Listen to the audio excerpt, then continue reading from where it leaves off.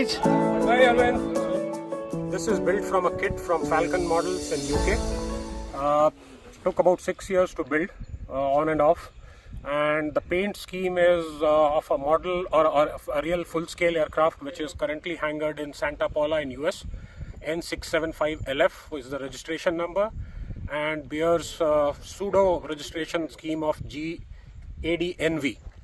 I contacted the owner, who unfortunately passed away later during the COVID, and took his permission to replicate the paint scheme. He himself is a modeler. He also has a quarter-scale Tiger Moth and owns a couple of full-scale vintage aircraft. He was very happy to give me permission, and when I completed and flew the aircraft, I sent a photograph to him. He was very happy with it. It has most of the scale details. The cowl is completely removable. The cowl cheeks come off like the full scale with spring-loaded catch. You just quarter turn, pull and quarter turn, and the cowl comes off. There's a stay for keeping it open. Similarly, on the other side, the cowl can come off. For taking off the cowl cheeks, you have to pull one pin and take out the second pin, and the entire assembly can be taken off very easily for maintenance.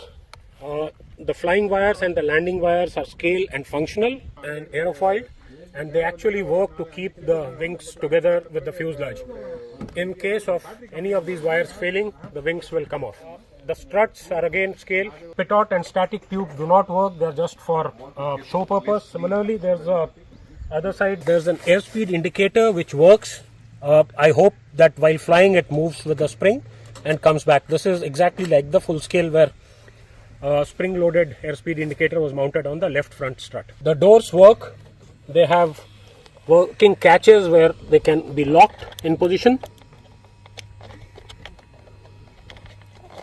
or they can be kept open for flying.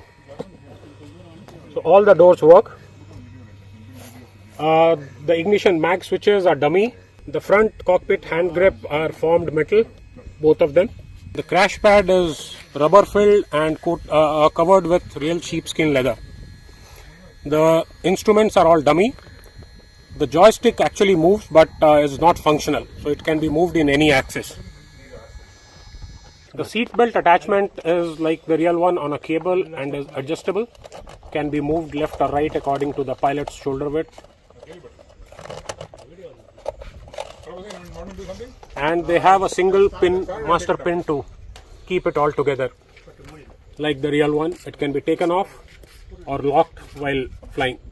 The luggage hatch has miniature catches which can be opened, and the luggage hatch can be opened up. All the flying controls, that is elevator and rudder, is on cable like the real one, and it's operated from a mechanism bell crank which is behind the rear pilot seat like the real one. The surface has rib stitching and inspection patches with inspection rings, and with pink tapes. The location and number of the inspection patches and rings is scaled. The slats are not functional, they are dummy.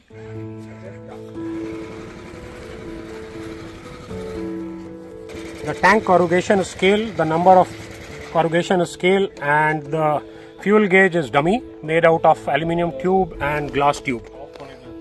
The filler cap and vents are all dummy. The landing gear is sprung and is covered with leather boots. The Venturi is machined out of aluminium and painted over.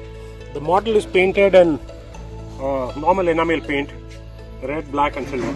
The rear view mirror is made out of actual mirror cut into small piece and framed and fixed to the strut. The attachments on the horn are all scale.